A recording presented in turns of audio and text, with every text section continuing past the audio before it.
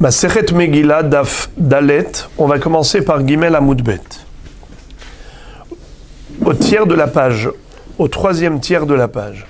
Goufa, Amar Rabbi Yoshua ben Levi, Krach, Vechol Asamuch Lo, Vechol Anir'e Imo, Nidon Kekrach.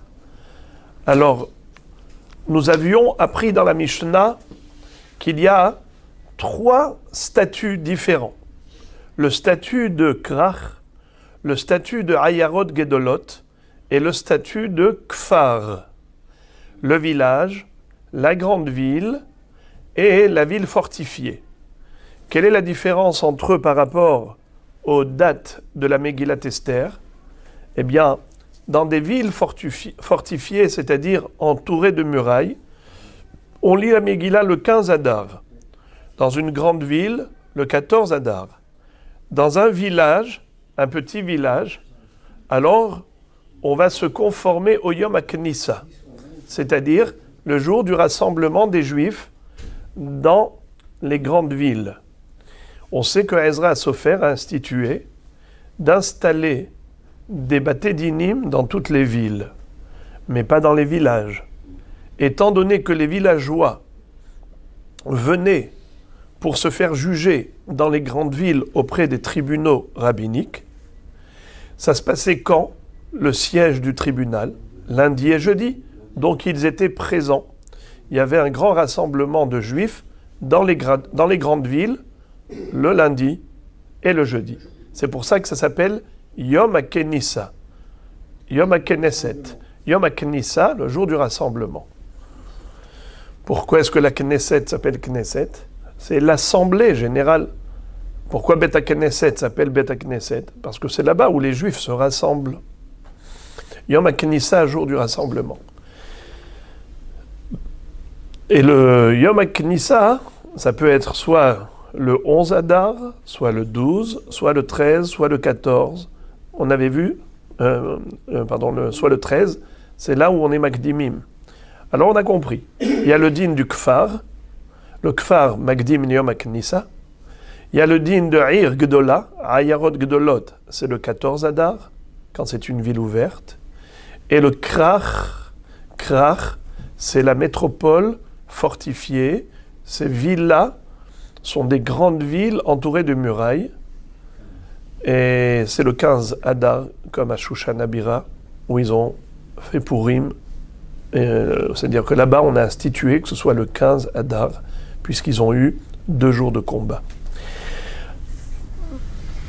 Nous avions appris, dans le Daf Bet Amud Bet, une halakha très intéressante que nous a enseigné Rabbi Yoshua ben Levi.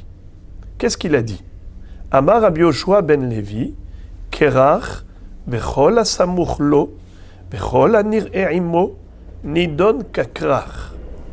C'est-à-dire, quand on a dit que dans une ville fortifiée, entourée de murailles depuis l'époque de Yehoshua bin Nun, on doit lire la Megillah là-bas le 15 Adar, eh bien, ça ne concerne pas seulement l'intérieur de la ville, mais même à l'extérieur de la ville, toutes les banlieues qui sont attenantes et mitoyennes à cette ville ont le même statut. Et par conséquent, on va lire le 15 Adar. C'est ce que veut dire Rabbi Yoshua ben Levi en disant Krach vechol hasamuch lo. La ville fortifiée avec toutes les banlieues qui lui sont proches. Vechol anir'e imo. Et pas seulement les banlieues qui sont proches, mais même des banlieues lointaines, mais si elles sont vues avec le Krach, elles ont le même statut que Krach. Tana, et la Braïta le dit avec encore plus de précision, Samour, afalpi she'eno nir'e, nir'e, afalpi she'eno samour. Ça veut dire que on n'a pas besoin que ce soit samour venir'e, que ce soit proche et vu avec. Il est suffisant qu'il y ait l'un des deux critères pour devoir lire le 15 Adar. Soit c'est samour, soit c'est nir'e imo. La Gemara demande Bishlama nir'e afalpi she'eno samour mishkahatla kegon diatva berosh hahar, et la samour afalpi she'eno nir'e echi mishkahat la. La Gemara pose une question très forte.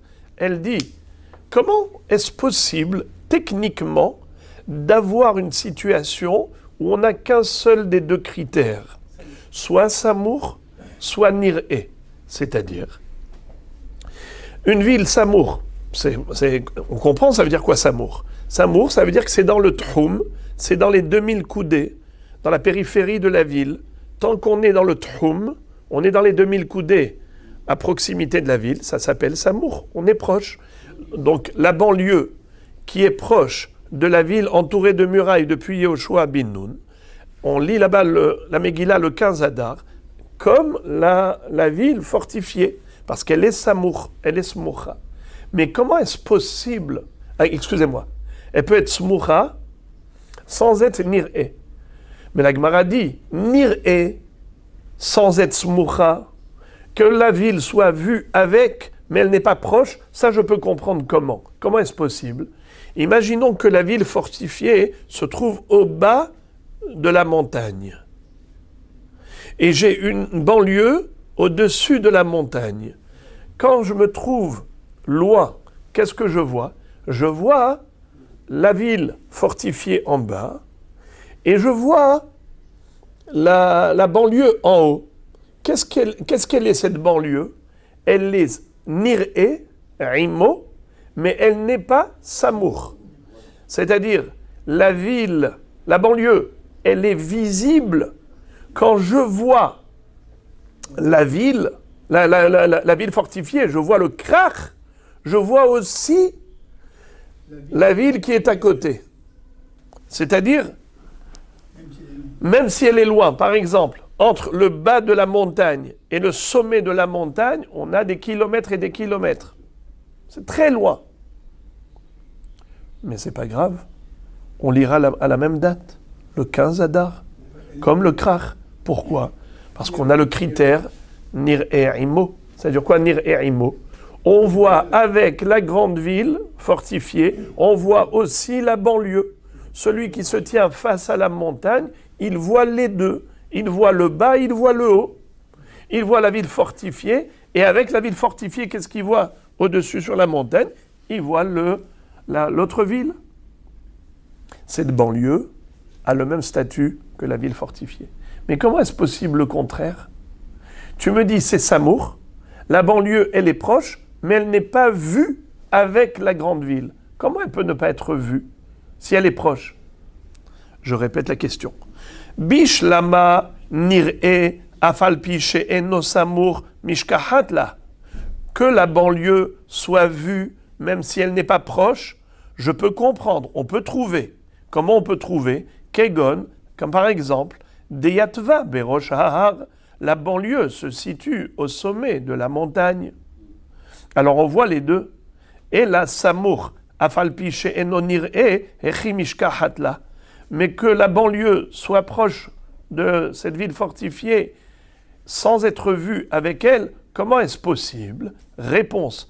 Amar Rabbi Yirmiyah, chez Yoshevet Banahal. Yoshevet Banahal. Nahal, c'est un fleuve. Généralement, les ruisseaux sont toujours dans le plus bas des niveaux. Alors nous avons juste le contraire. La ville fortifiée, tout le monde la voit. Mais la banlieue qui est en bas, même si elle est proche, personne ne la voit. Il faut vraiment descendre pour la voir. Il faut s'approcher et venir jusqu'ici. Eh bien, ça s'appelle Samour ve'eno nir'e. La banlieue, elle est proche, elle est dans les 2000 coudées, mais elle n'est pas visible parce qu'elle est en bas. Elle n'est pas dans la plaine, elle est dans la vallée tout en bas. C'est la raison pour laquelle on avait besoin de te donner le deuxième critère et te dire, malgré tout, on va lire la Megillah, le 15 Adar, comme dans la ville fortifiée. Pourquoi? Bien qu'elle ne soit pas nir'e imo, mais elle est tout de même samour. Donc il suffit soit samour, soit nir'e imo. Encore une autre halakha de Rabbi Yoshua ben Levi, et c'est toute une série d'enseignements de Rabbi Yoshua ben Levi. Ve'amar Rabbi Yoshua ben Levi, krach she yashav ulbasof hukaf nidon kekfar. Rashi explique que là on parle pas de Inyan de Megillat Esther. Lui il dit que ça parle de Inyan de Batei Arei Homa. Mais Tosfot n'est pas d'accord. Tosfot disent que ça parle également de la Megillah. Alors, de quoi s'agit-il? Vous savez qu'est-ce que c'est que Batei Arei Homa? Il y a une halakha concernant le Yovel. La Torah nous enseigne que lorsqu'on a vendu un bien immobilier, après 50 ans, il revient à son ex-propriétaire. L'acheteur doit le restituer au vendeur. Mais il y a tout de même une halakha de Geoula. C'est quoi Geoula? C'est que même avant le Yovel, l'acheteur peut venir voir le vendeur et lui dire, tu sais, quand moi je te l'ai vendu, j'avais besoin de liquidité, j'avais besoin d'espèces. J'étais obligé de vendre mon bien immobilier pour avoir de l'argent. Mais maintenant, grâce à Dieu, j'ai fait de bonnes affaires, ou j'ai gagné au loto. J'ai plus besoin de vendre. J'ai suffisamment d'argent. Alors je voudrais récupérer mon bien ancestral. Je t'ai vendu ce patrimoine parce que j'avais besoin d'argent. Maintenant, je n'ai plus besoin. Revends-le-moi. Il est obligé de lui vendre. Ça s'appelle Geoula. Il est Goël, le champ qu'il avait reçu comme héritage de la main de l'acheteur. Est-ce que l'acheteur est obligé de lui revendre? Réponse oui, mais pas depuis le début. Il faut attendre au moins 2 ans. Que d'abord l'acheteur profite pendant 2 ans, et après 2 ans, il peut l'obliger à racheter même avant le Yovel. Mais s'il n'a pas racheté, il n'y a pas eu de Geoula, le Yovel sera la Geoula. Au Yovel, ça va revenir automatiquement à son ex-propriétaire. Et de toutes les façons, quand il lui a vendu que pour 49 ans. Quel est le din dans Batei Arei Homa? Si on n'est pas dans une ville ouverte, ou par rapport à un champ, un sadé, on est maintenant dans Arei Homa. C'est quoi Arei Homa? Des villes entourées de murailles. Dans cette ville entourée de murailles, il y a une maison. Réhouven a vendu à Shimon cette maison. Écoutez la halakha. La halakha est que pendant la première année après la vente, le vendeur peut se rétracter. Il a toute une année de rétractation possible. Mais après 1 an, ça y est. Ça va rester définitivement entre les mains de l'acheteur pour l'éternité. La tsemitut pour l'éternité. À vie. Comme ça dit le pasuk. Veimlo igal ad melotlo shana temima vekama bayit asher ba'ir asher lo homa la tsemitut la kone oto les dorotav lo yetse bayovel. Il n'y a pas le din de Yovel. Alors maintenant, on a parlé de Batei Arei Homa. Selon Rashi, puisqu'on a parlé de Megillat Esther dans une ville fortifiée entourée de murailles, alors au passage, on a parlé d'une halakha enseignée par Rabbi Yoshua ben Levi à propos de Batei Arei Homa, parce que ça parle aussi de murailles, de villes fortifiées. Mais Tosfot disent que non, on parle également ici de Megillah. Azlo Meshane. Selon Rashi, on parle du din du Yovel, et selon Tosfot, on parle de Megillat Esther. Ce sont 2 sujets différents, mais ça relève du même principe. Une ville entourée de murailles. Pour la Megillah, on lit le 15. Pour Batei Arei Homa, la maison ne revient pas à son ex-propriétaire au Yovel, si l'année est passée. Maintenant, regardez ce que nous dit Rabbi Yoshua ben Levi à ce propos. Ve'amar Rabbi Yoshua ben Levi, krach sheyashav ulbasof hukaf nidon kikfar. Qu'est-ce que ça veut dire?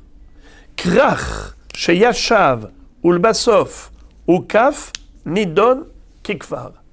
Pour Rabbi Yoshua ben Levi, Batei Arei Homa ou Megillat Esther Be'ir Homa, c'est uniquement si d'abord il y avait la Homa et ensuite on a construit les maisons. Mais si lorsqu'on avait construit les maisons de la ville, il n'y avait pas de murailles, alors, même si par la suite on a mis une muraille, ça ne s'appelle pas Bate Arechoma. Ça c'est Rabbi Yoshua ben Levi. Et sur quoi exactement? On parle de l'époque de Yoshua ben Nun, évidemment. Si on a l'historique, il faut le carnet des annales de la mairie pour savoir quel était l'historique.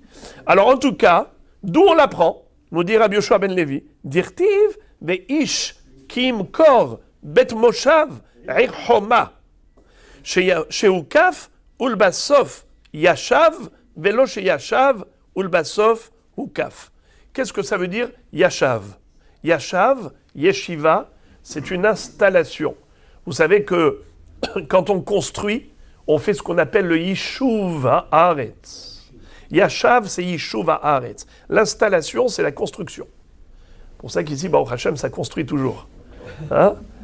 Que ce soit Tama 38 ou Pinouille Binouille, mais il n'y a que de la Bnia Baruch Hashem. Baruch Hashem, Azrat Hashem. Yeshuva Haaretz.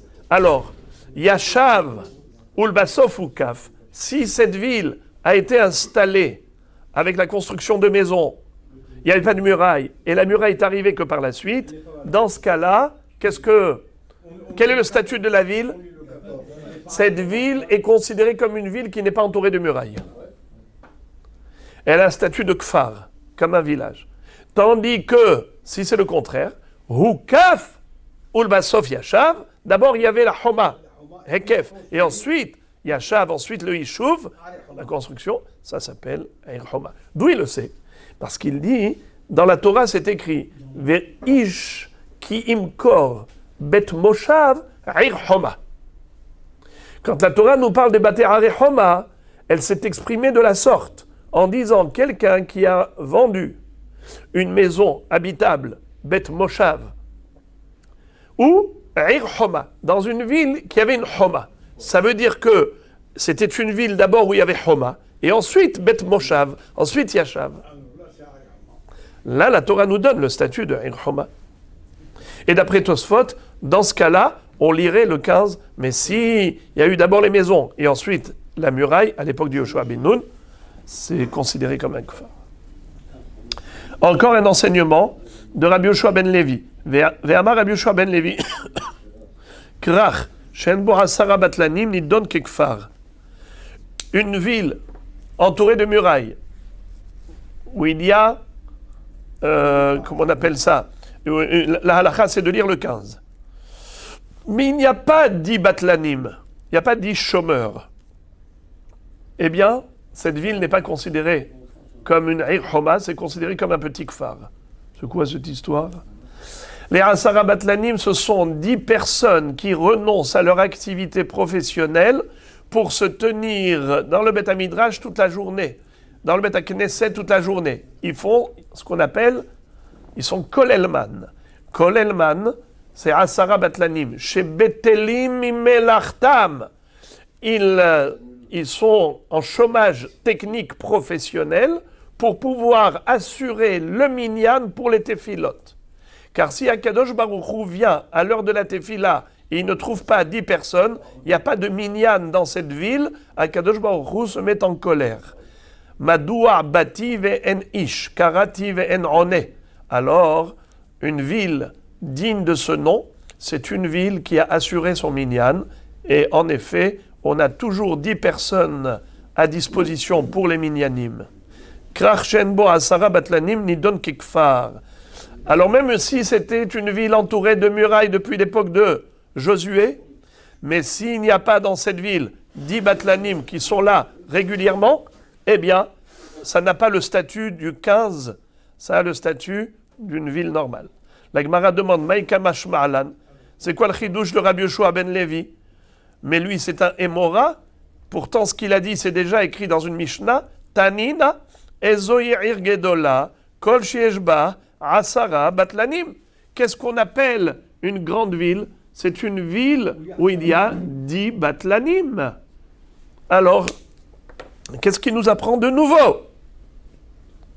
Est-ce qu'il y a une Mikra Megillah ou... Mikra Megillah, on parle ici de Megillah. Maïka Mashma'alan, qu'est-ce qu'il vient nous enseigner?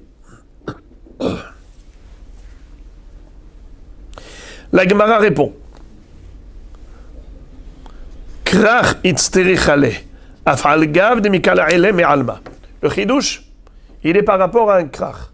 Nous le savons que le krach, c'est une ville fortifiée qui est encore plus grande que la grande ville. Quand on dit Ayarot Gedolot, on a dit qu'il y a 3 niveaux. Kfar, Ir Gedola et Krach, Amukaf Homa, Mimot Yoshua Binoun. Le Ir Gedola, c'est une grande ville par rapport au village. Dans le village, il n'y a pas de Asara Batlanim.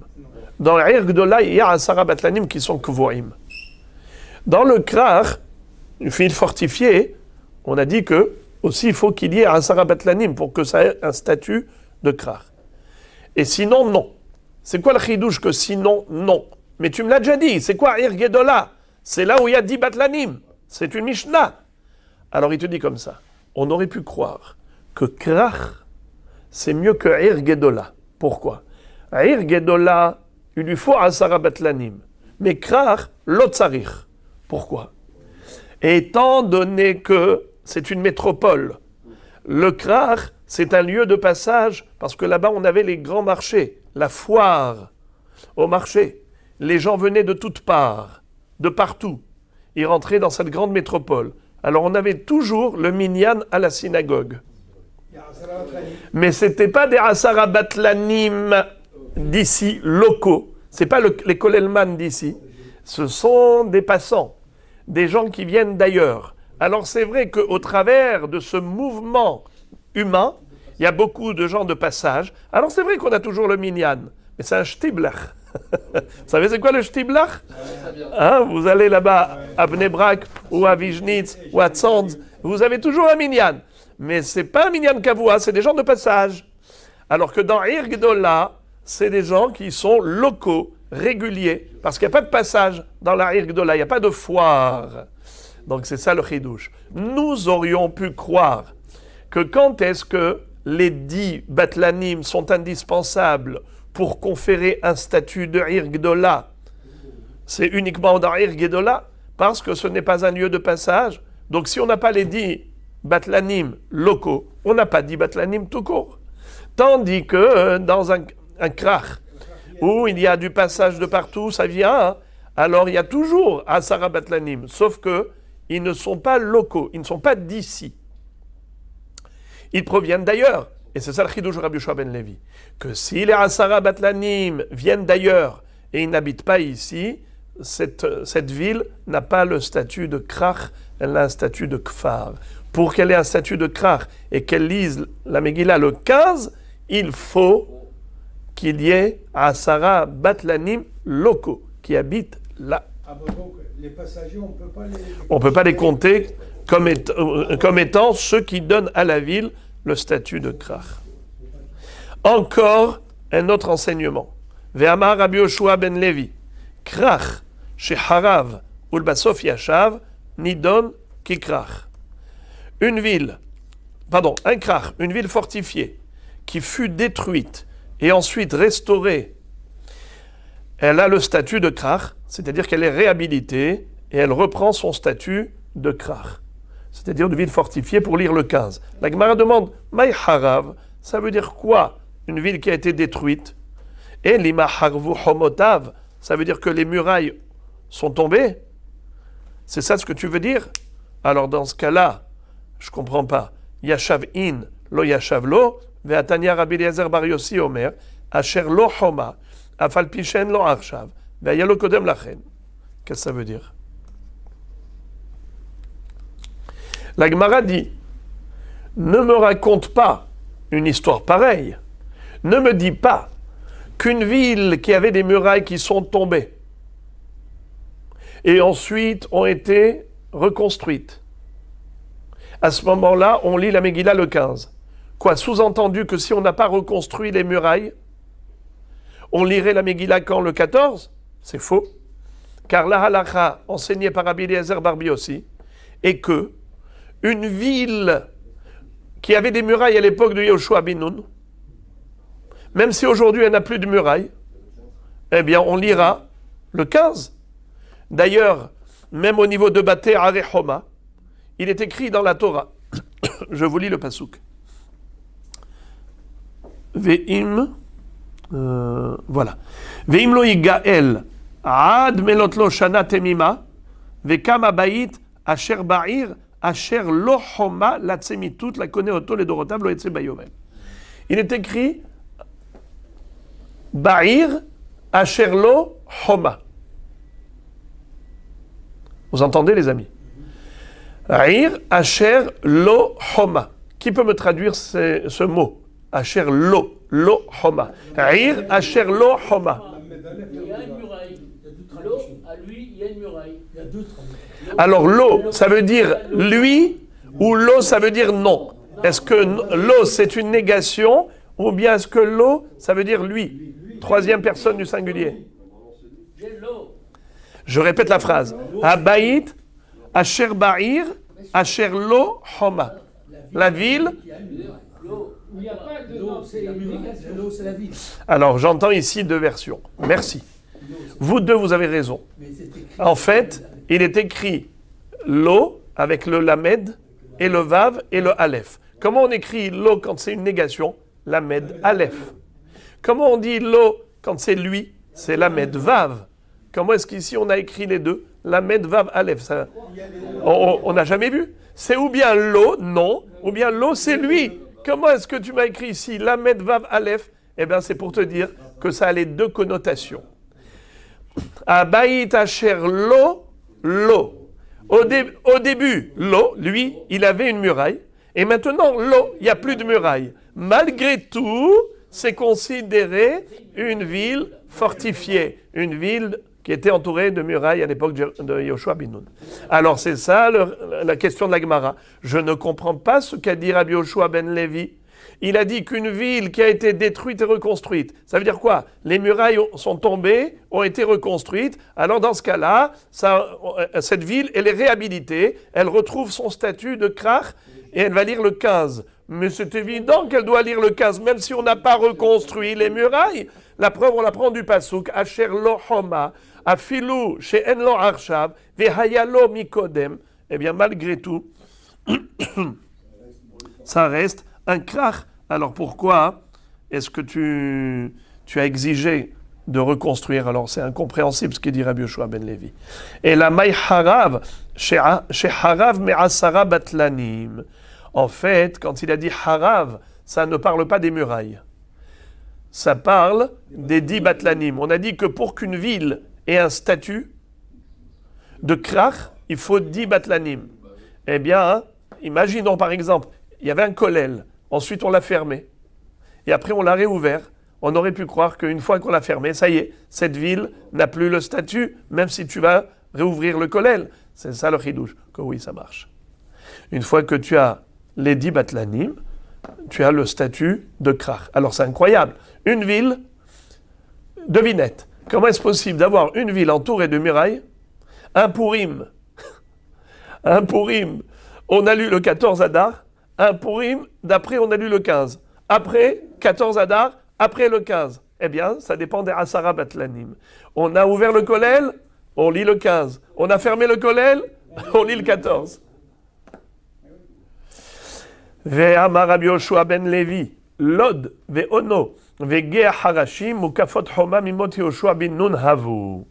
Rabbi Yoshua ben Levi encore nous enseigne que ces trois villes, la ville de Lod, la ville de Ono, vous connaissez Kiryat Ono? La ville de Ono et la ville de Geya Harashim, la vallée de Harashim, ce sont trois villes entourées de murailles depuis l'époque de Josué, Yoshua bin Nun.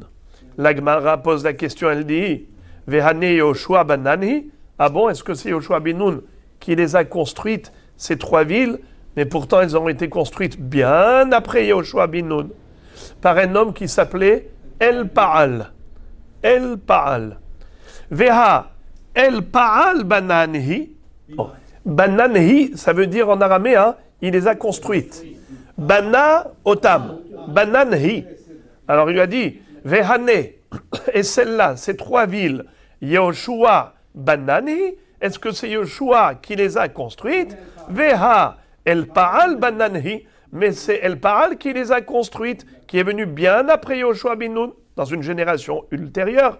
Alors pourquoi tu me dis que ce sont des villes entourées de murailles depuis Josué?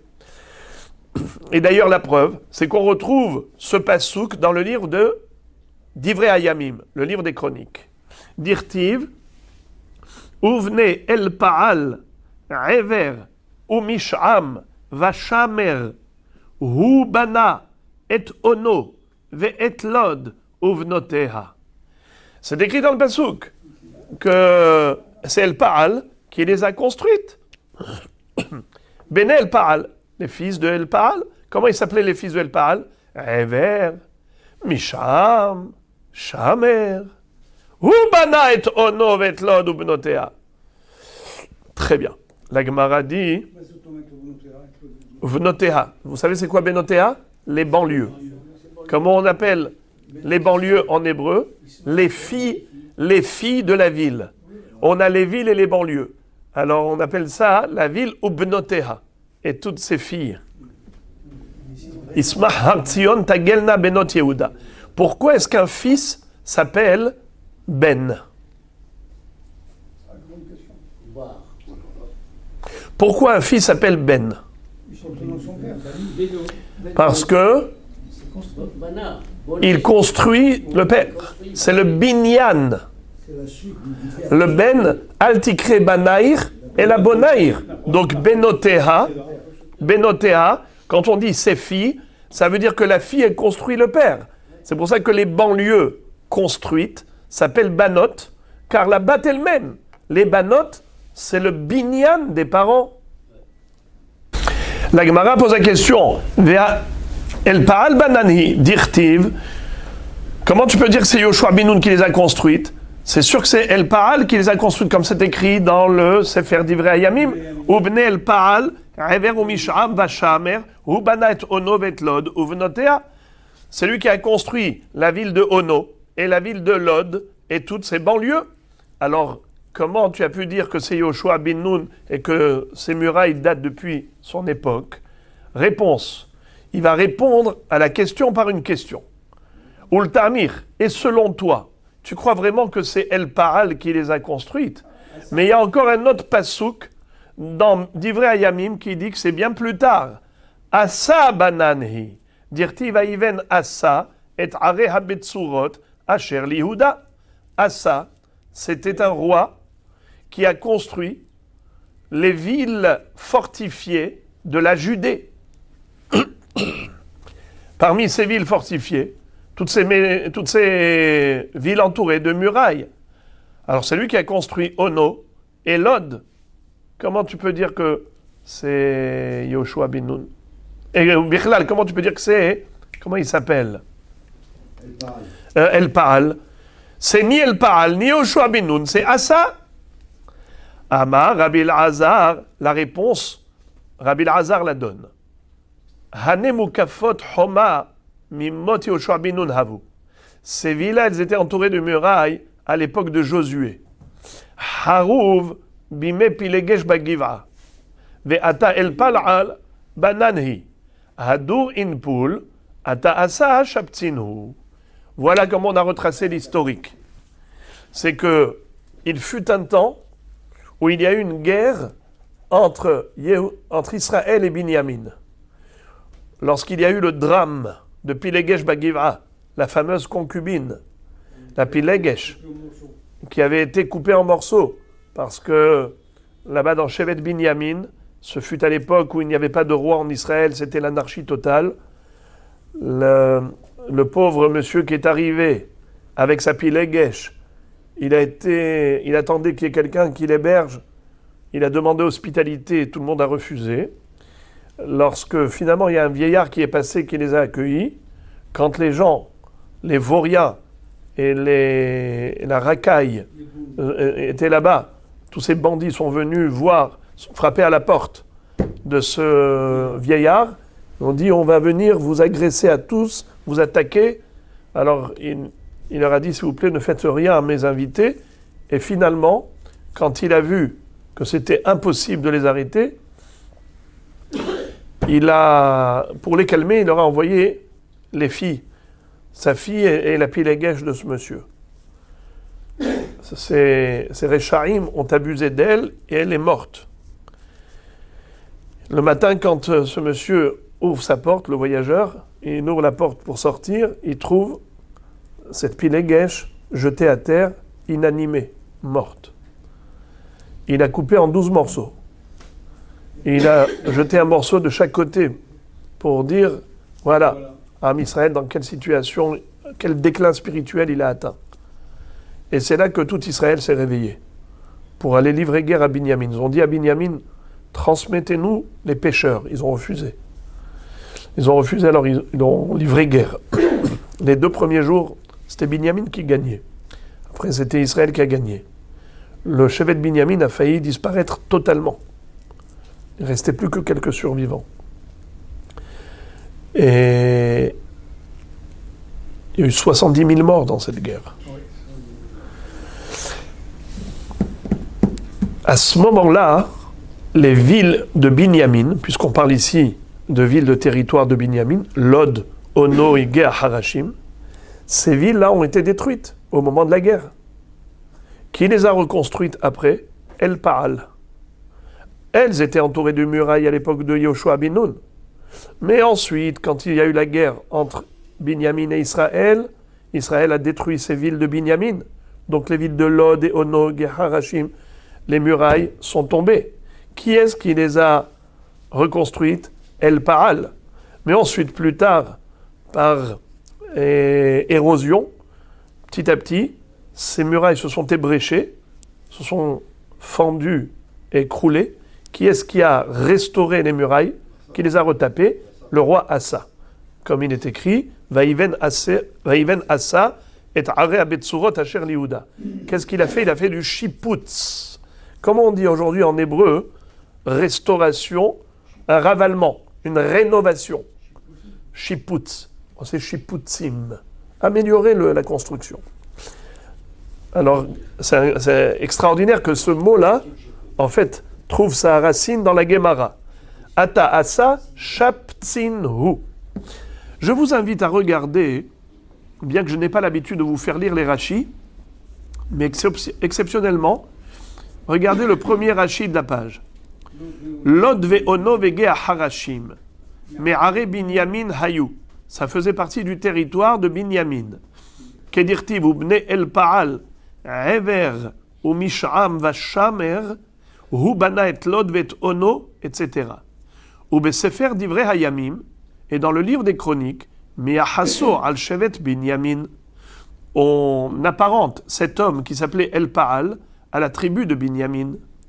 Ugmara gamirla Rabbi Yoshua ben Levi merabeh, des mukafot homa mimot Yoshua ben Nun hen. Et Rabbi Yoshua ben Levi avait reçu par tradition de son maître que ces villes étaient entourées de murailles déjà depuis l'époque de Yoshua ben Nun. Ubematnitin de arachin nan tarte minayhu, de kamane Lod ve'ono etzel ari homa, shem nohagot, shena nohagot elabime mimot Yoshua ben Nun. Car nous retrouvons dans Masechet Arachin que ces 2 villes, Lod et Ono, font partie de la liste des villes qui étaient entourées de murailles depuis Josué. Ulfi shehomotehen nirot hadashot, mais comme les murailles avaient une apparence de murailles neuves, nouvelles, alors tout laissait penser que ces villes-là n'étaient pas entourées de murailles à l'époque de Yoshua ben Nun, car elles n'avaient pas l'apparence vieillot de l'époque. Parce qu'en fait, elles sont tombées et on les a restaurées. Donc c'est pour ça qu'elles avaient une apparence de murailles nouvelles.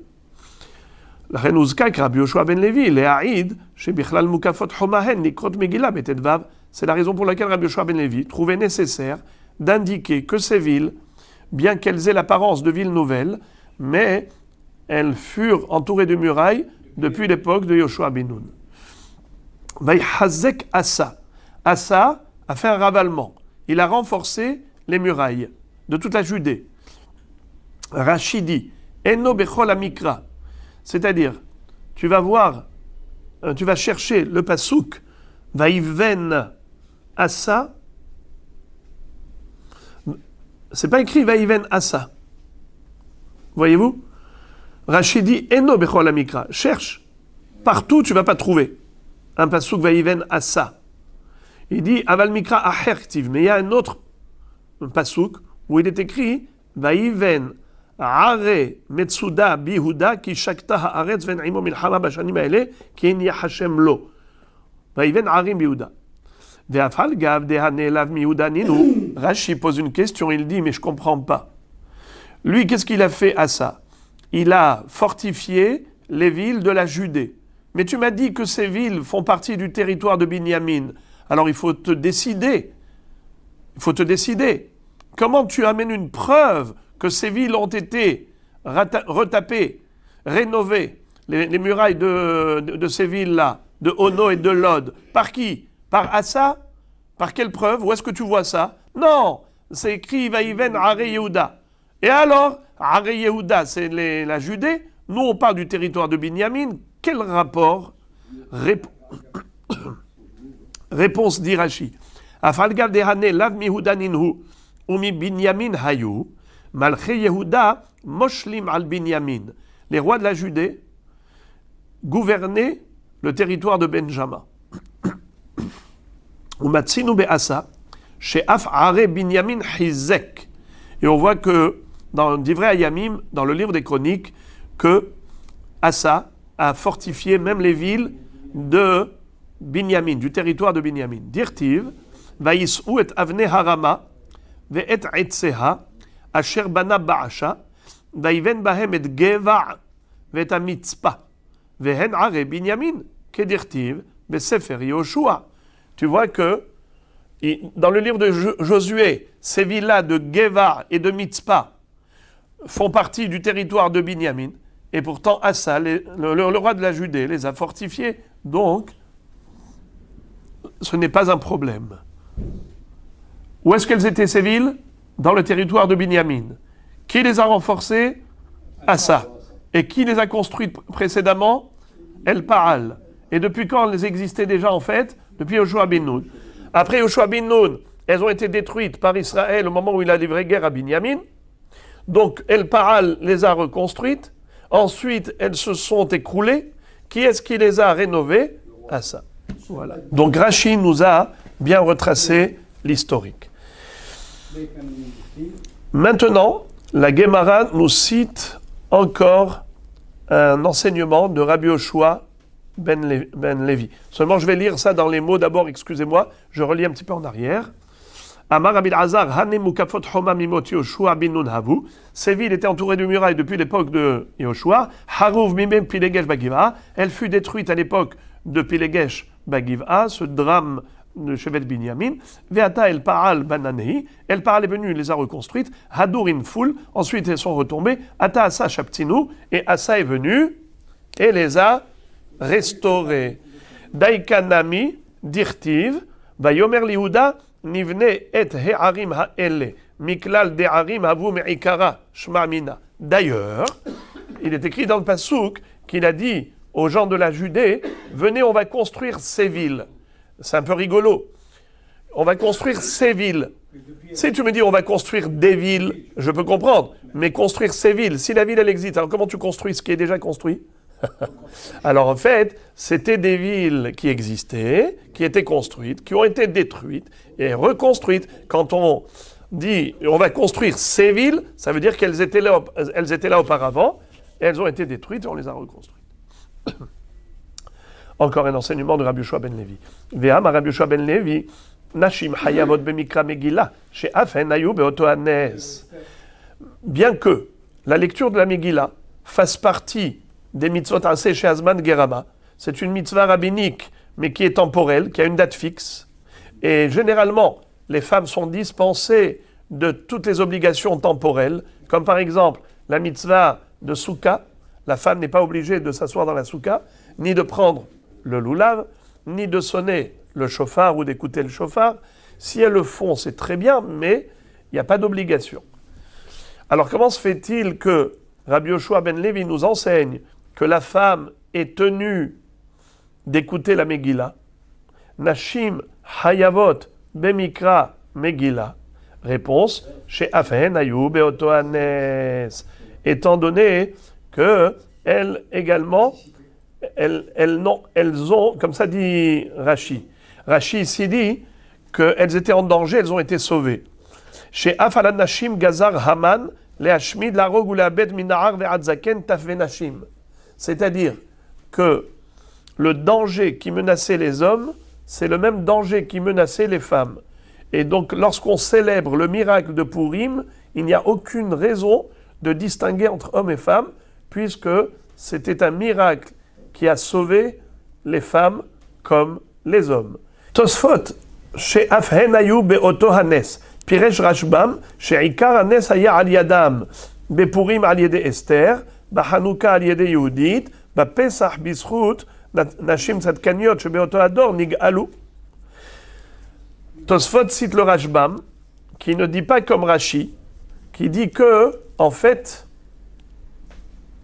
Afen Ayub et Otohanes, c'est pas que juste elles ont partagé le miracle, elles ont été sauvées par le même miracle les hommes, mais carrément elles étaient à l'origine du miracle. Elles étaient des agents actifs. Car c'est Esther Amalka qui a été à l'origine de ce miracle. Ça veut dire qui a été envoyé par Hachem pour sauver Israël. Yehudit, la fille du Yochanan Kohen Gadol, c'est elle qui avait décapité Holoferne et déstabilisé l'armée grecque. C'est les femmes pieuses de l'époque du Pharaon qui ont résisté à la volonté de l'empereur qui voulait décimer Israël, empêcher la démographie juive. Il a séparé les hommes des femmes par les corvées. Elles allaient carrément rejoindre leur mari dans le chantier du travail avec un seau qui était rempli à moitié d'eau, à moitié de poisson. Elles allaient restaurer leur mari, les désaltérer et leur donner l'envie de continuer à vivre maritalement. Et c'est comme ça que l'armée d'Israël, entre guillemets, l'armée d'Israël, Tzivot Hashem Yatz'u Mitzrayim, elles ont mis sur pied des armées d'Israël, le peuple juif.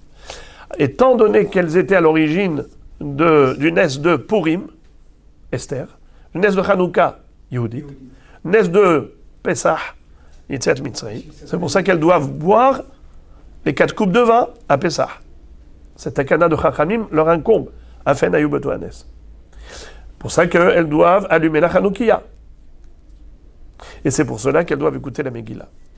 Tosfot n'est pas d'accord avec Rashbam, il préfère le pirouge de Rashi. Pourquoi? Parce qu'il dit, d'après toi, Rashbam, on n'aurait pas dû dire Afhem Ayub et Otohanes. On aurait dû dire Hen Ayub et Otohanes. D'après toi, elles sont l'élément principal du Nes. Alors, quand tu dis Afhen, ça veut dire elles sont annexées. Pour cela que Tosfot préfère le pirouge de Rashi. Ok. Ça veut dire qu'elles ont encouru le même danger, elles ont été sauvées du même danger. Encore un enseignement de Rabbi Yoshua ben Levi. Ve'amar Rabbi Yoshua ben Levi, Purim shehaliyot beshabbat, shoalim bedorshim be'inyano shel yom.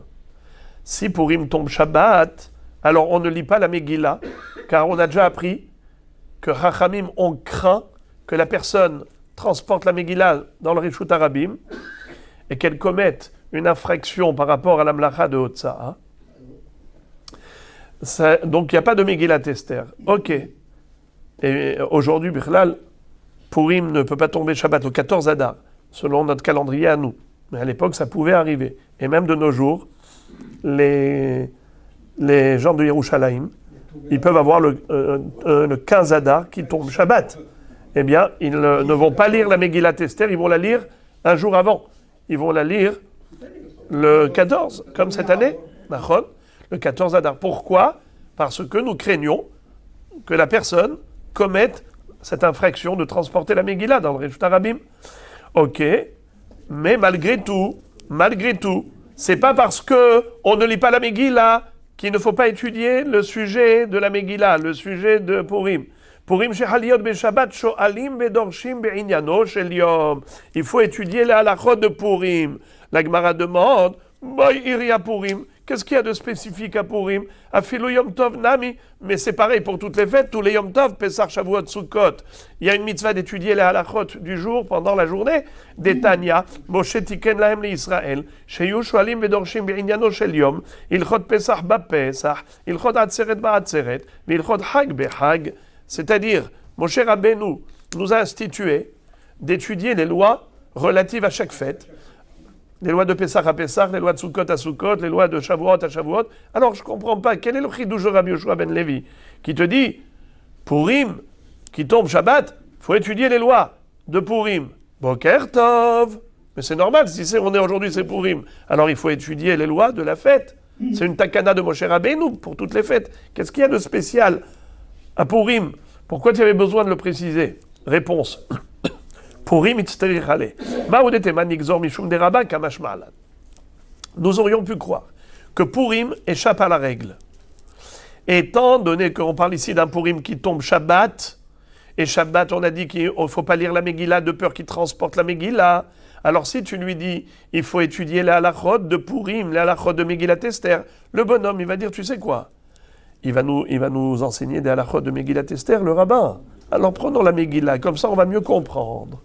Alors on aurait pu croire que, de peur que les gens transportent la Megillah pendant Shabbat à l'extérieur, alors il faut peut-être annuler l'étude de Purim en ce jour de Shabbat. Eh bien c'est ça le chidouche de Rabbi Yoshua ben Levi, c'est qu'on n'a pas annulé le cours de Halacha. Le cours de Halacha doit avoir lieu même Shabbat. Et on n'a pas à craindre que les gens sortent avec une Megillah. Car sortir avec la Megillah, c'est quand la Megillah est indispensable, quand il s'agit de lecture.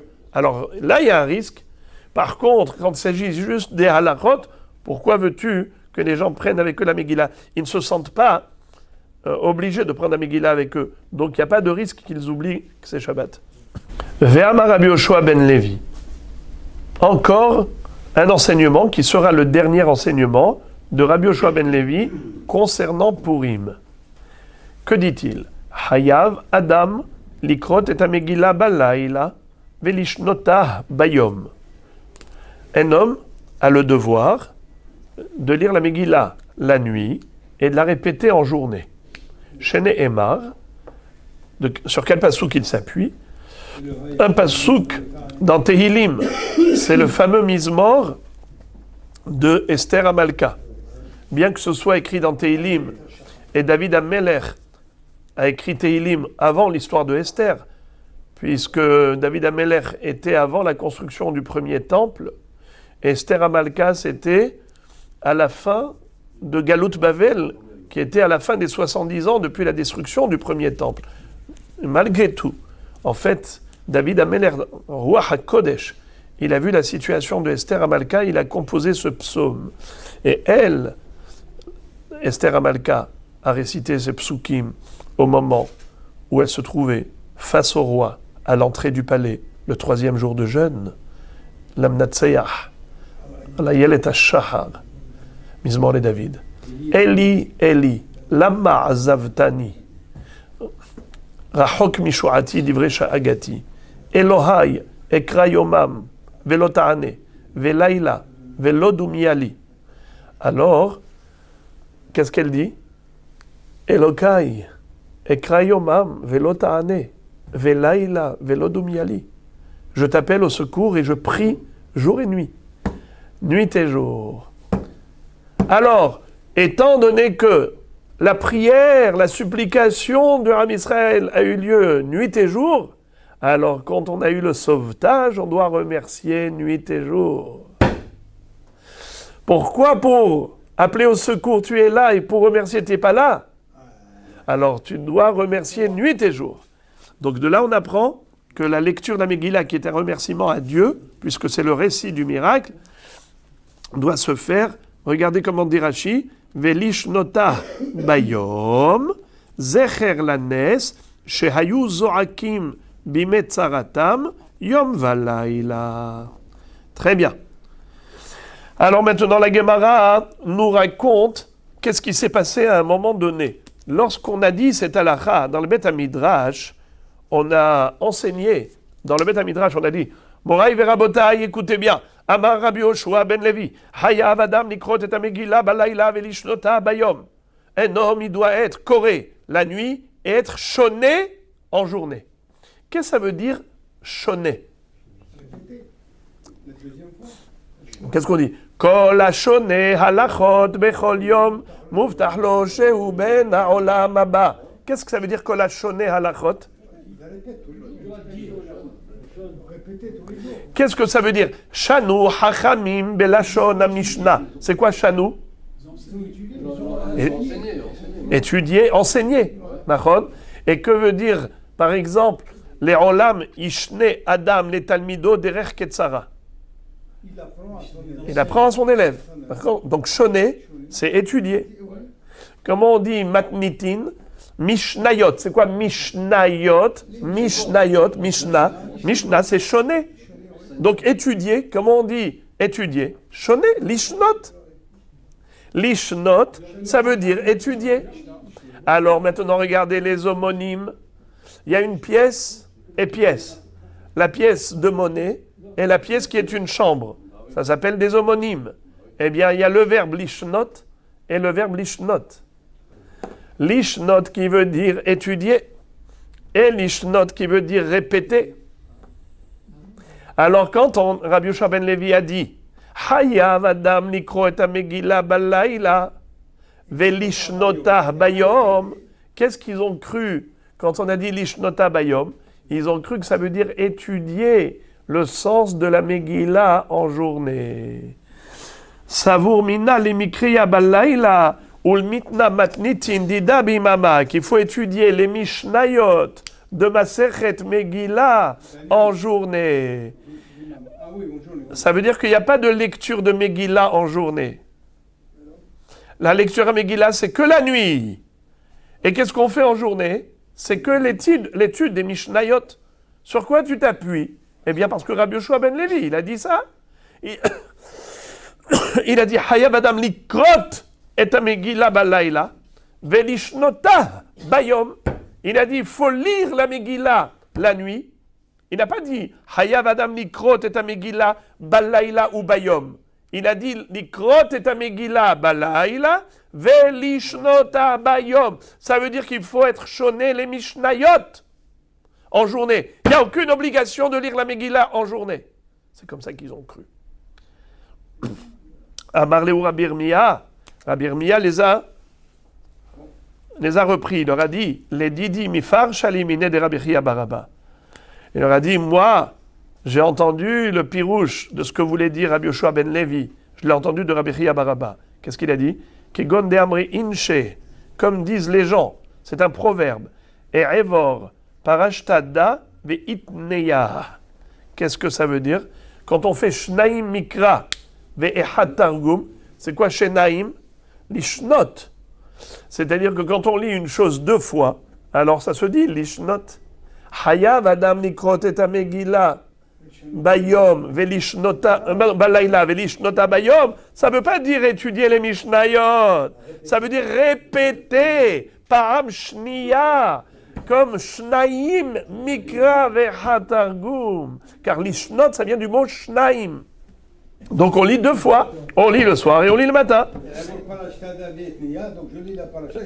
Et je la répète. Itmar Nami, d'ailleurs ça a été dit, Amar Rabbi Halbo Amar Oula Bira'a, Oula de la ville de Bira, a dit Hayav Adam Nikrot et Megillah balayla velishnota bayom shene emar, leman izamecha chavod velo idom, Hashem Elokai le'olam odeka. C'est-à-dire que lui, il a déduit l'obligation de lire et répéter la Megillah une fois le soir, une fois la nuit, pardon, une fois le soir, une fois en journée. Il apprend du pasouk, un autre pasouk, pas le pasouk de Esther Amalka, Elokai Ekra Yomam, Velotane, Velaila Velodomiali. Un autre pasouk, lequel? Aromimra Hashem ki dilitani, Velosimachta uivaili. Et là-bas, qu'est-ce qu'on dit à la fin? Les ma'an yezamecha chavod velo yidom. Hashem Elokai le'olam odeka. Qu'est-ce que ça veut dire? Kavod. Leman yizamecha chavod velo idom.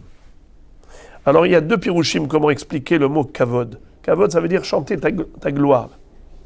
Yezamecha kavod, chanter ta gloire. Velo idom, sans se taire, sans s'arrêter. Ou bien les man Yezamecha kavod, c'est la neshama, elle s'appelle kavod. Ma neshama va chanter tes louanges.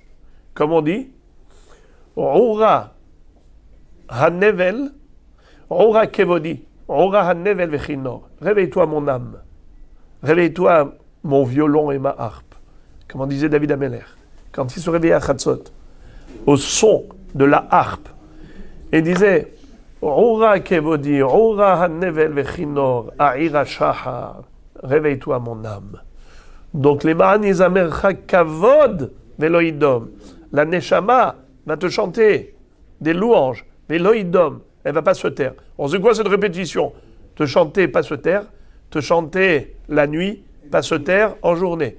Car ce mizmor a été commenté dans la Psikta et interprété par rapport au miracle de Mordechai, de Esther. Regardez comment dit Rashi. C'est pas Hanouka, ça. Regardez. C'est vrai que c'est écrit Mizmor chez Hanouka Tabaït les David, mais c'est David Ameller bien avant Hanouka. Regardez s'il vous plaît les 4 dernières lignes de Rashi en bas.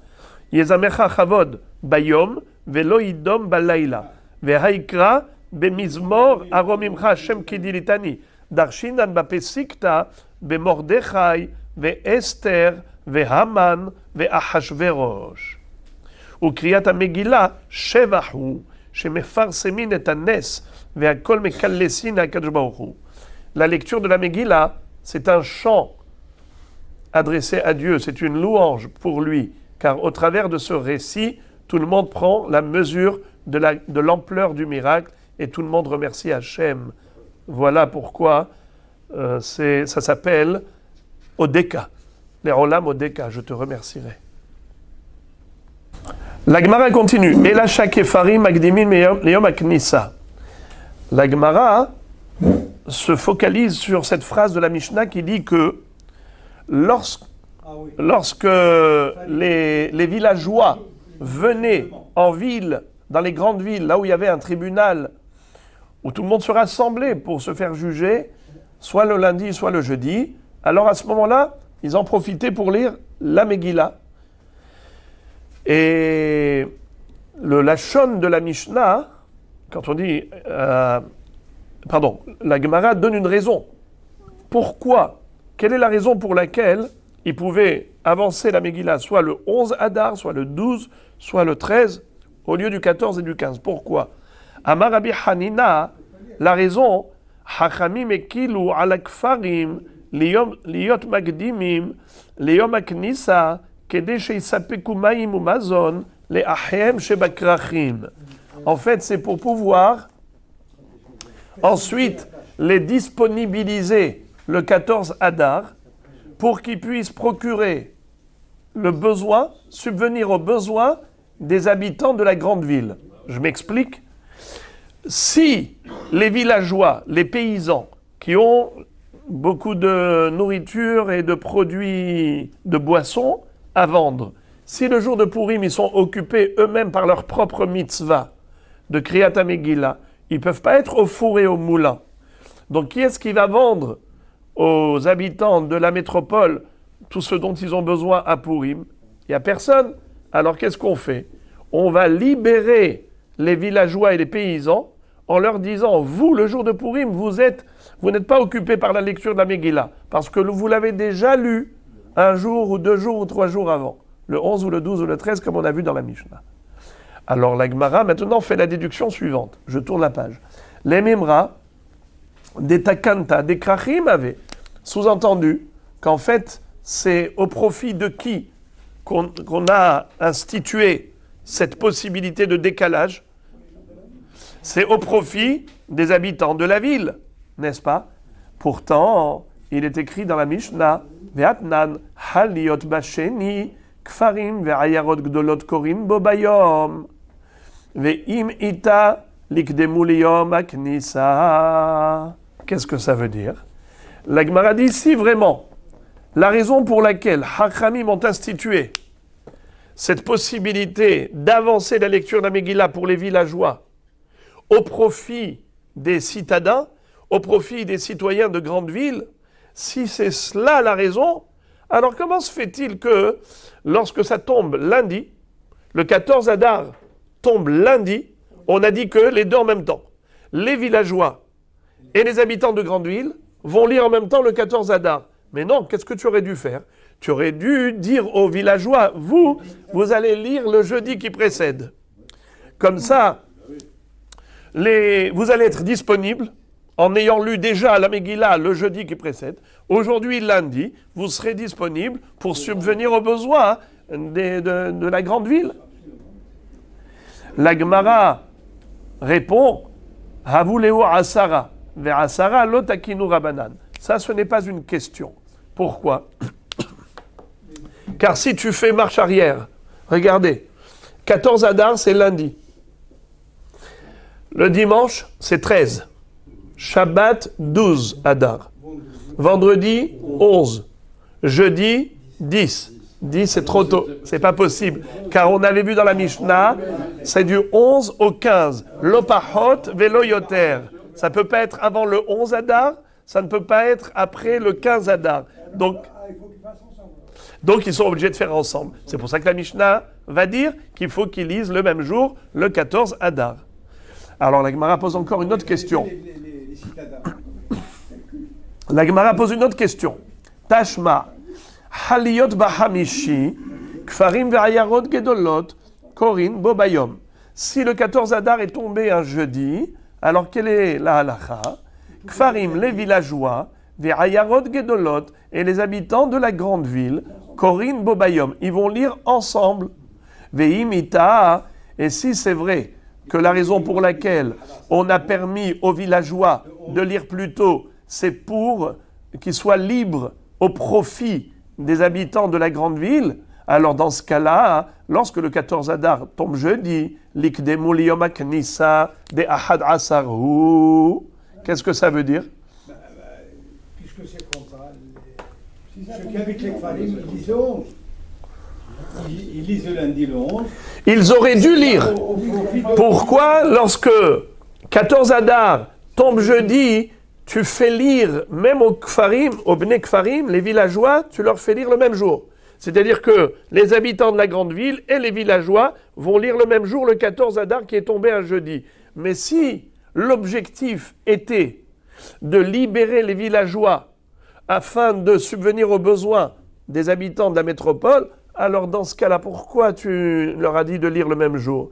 Il fallait dire aux villageois d'être makdim leyom haknisa, c'est-à-dire de lire le lundi. Et lundi, c'est le 11 Adar. Car si jeudi, c'est le 14, mercredi 13, mardi 12, lundi 11, on est dans les temps. Alors, puisqu'on est dans les temps, tu aurais dû dire aux villageois, lisez le lundi, et les autres vont lire le jeudi. Comme ça, jeudi, vous serez disponible pour vous occuper d'eux.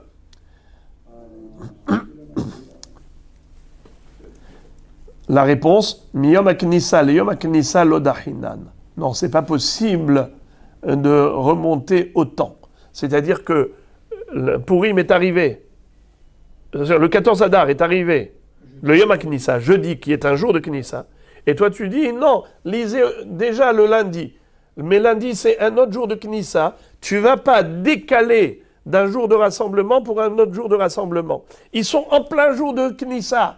On est jeudi. Jeudi, c'est un jour de Knissa, c'est un jour de rassemblement. Et ils sont là. Eh bien, ils sont là, ils vont lire avec tout le monde, le 14 Adar, puisqu'ils sont déjà là. Tu ne vas pas leur dire, non, lisez le lundi 11. Parce que, miyom Knissa, leyom Knissa, lodahinan. Tu peux décaler à un autre jour, mais qui n'est pas un jour...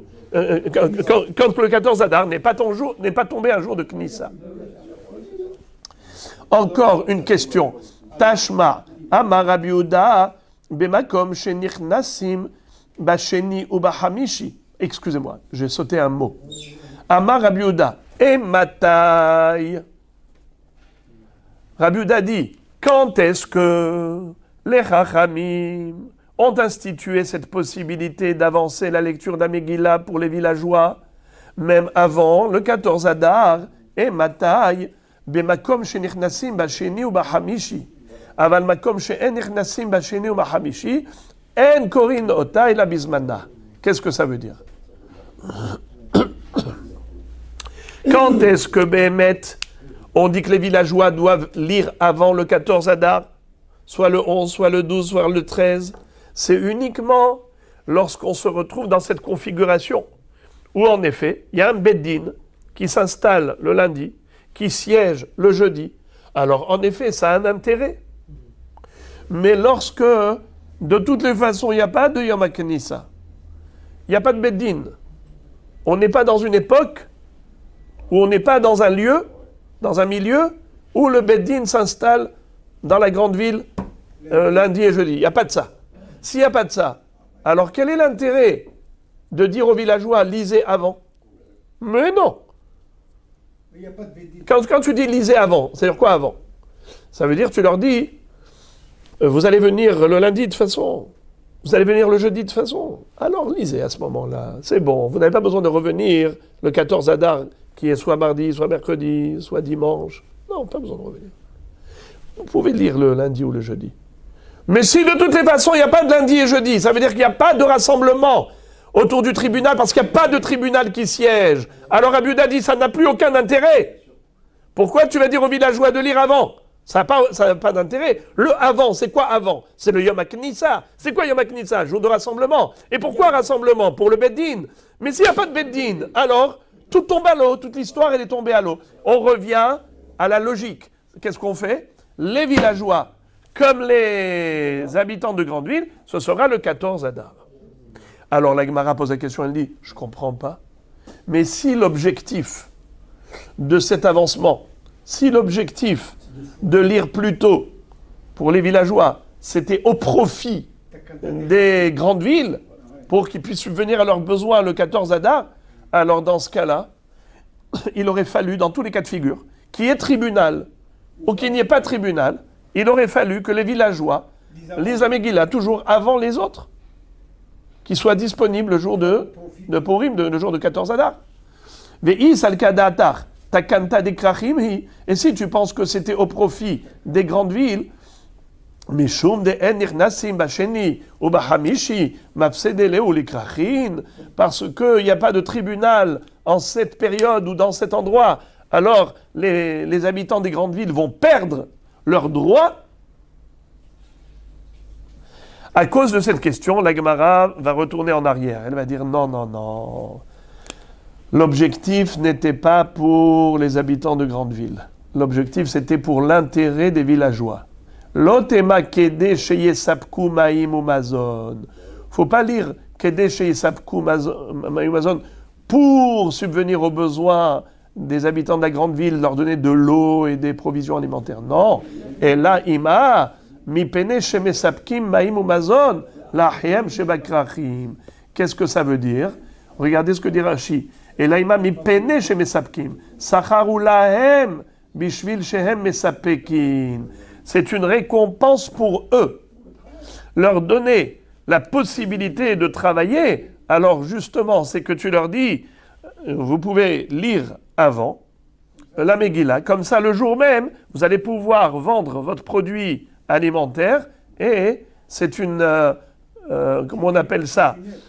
C'est un arrangement au profit des villageois, et non pas au profit des citadins.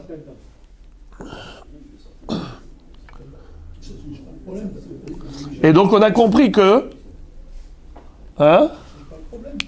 S'ils font profit des villageois, ils vont quelque part. S'il n'y a pas de, c'est pas la raison, puisque de toute façon, c'est pas la raison. Oui, non, mais il pose une très bonne question, Rabbi Shimon.